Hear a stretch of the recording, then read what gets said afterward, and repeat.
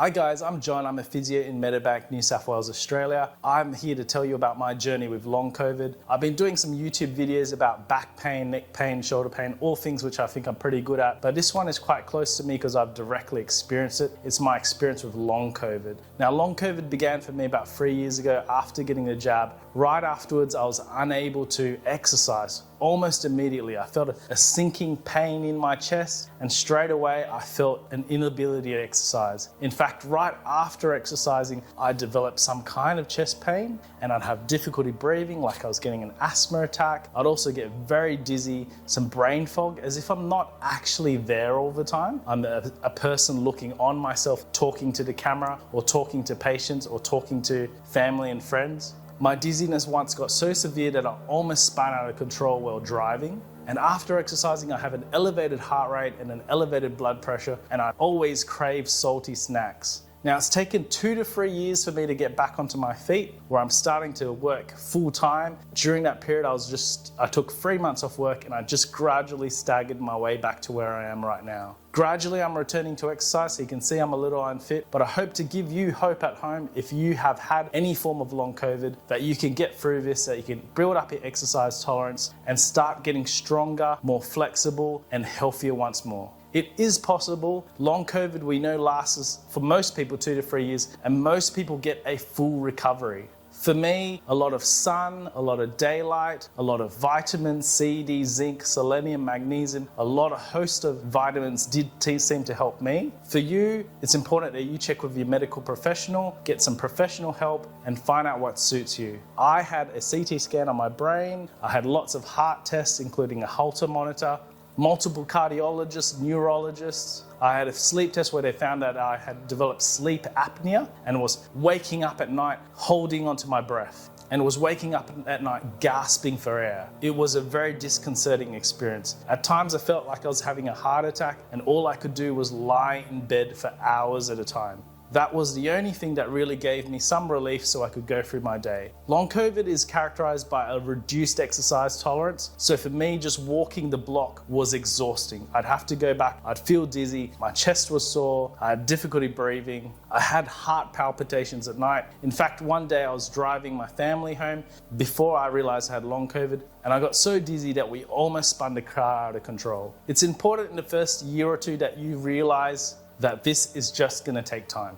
Be caring to yourself, get massages, sleep more, spend time in the sun. We know vitamin D is very useful for getting over long COVID. Consult your doctor about having certain vitamins. Perhaps you need to see specialists like I did to check up on what else could be wrong with your body. If you are chronically dizzy like me, get some help from a GP or your general practitioner or a medical professional. Get things checked out. Do a brain scan. Perhaps see a vestibular therapist to check out whether your eyes have anything to do with it. See your neurologist to see if there's anything connected to your brain. But for me, all of those things were clear, and the majority of doctors concluded that I had long COVID. We think people who react to the vaccine or to COVID itself and then go on to develop long COVID have possibly a slightly sensitive immune system, which creates excessive inflammation in response to the virus or the jab. This can cause problems with the nervous system, with the parasympathetic nervous system specifically, which can cause all those problems with heart rate, breathing, concentration, and inappropriate responses to exercise like heightened blood pressure and an elevated heart rate. For me, after exercising just a little bit, I'd have an elevated heart rate for almost half a day. Sometimes even more. Sometimes I do a little bit too much at work or a little bit too much exercise at home or helping to take care of the kids. And for the next 2 or 3 days, I'd have to spend up to 12 hours a day in bed. So it is really important to pace yourself. It's important to understand that it is going to take time. For me, 2 to 3 years, only now am I returning to some form of exercising, particularly in the early stages. It's taken someone like me, 39 years old, a physio, not terribly fit, not very unfit either, this amount of time just to get back to this stage where I used to be 2 to 3 years ago.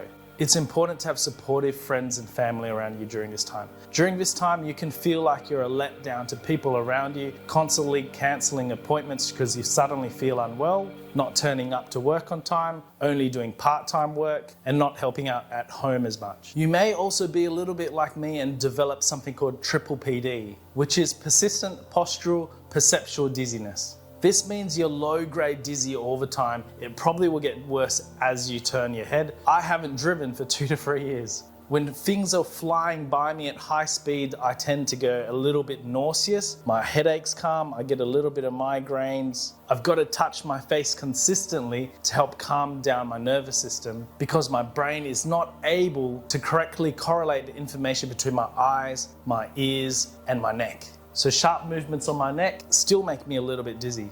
Know that these symptoms fade over time, but it does take time. There is no miracle cure for this. Vitamins have helped me. A lot of rest is obviously very helpful, and pacing things and just embracing the diagnosis and realizing it's going to take time and it usually does get better is very important for recovery. An anti-inflammatory diet, a diet low in carbs, is also very likely to be helpful. I've found a high meat and a high protein diet has also been helpful for me to sustain my duties through the day. I hope this has been helpful for you. This is quite empathic for me to be able to share this information over the internet. There's a lot of people out there who have no idea what long COVID is, and they do not know how to react to someone who has elements of chronic fatigue, dizziness, and very non-specific symptoms which are related to long COVID. The medical world still doesn't know enough about this to share information and help patients in front of them. I found for my journey, there was a lack of clarity of what to do for someone like myself. I hope to share what I found helpful, and I hope it helps you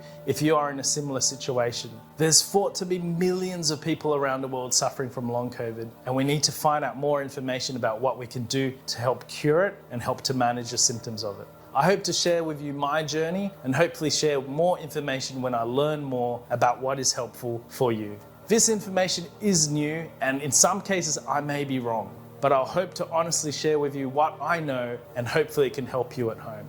Thanks for watching, and I hope you're enjoying these videos. I'll share more about physio related stuff and long COVID related stuff as the time goes on. Thanks again, please like, follow and subscribe.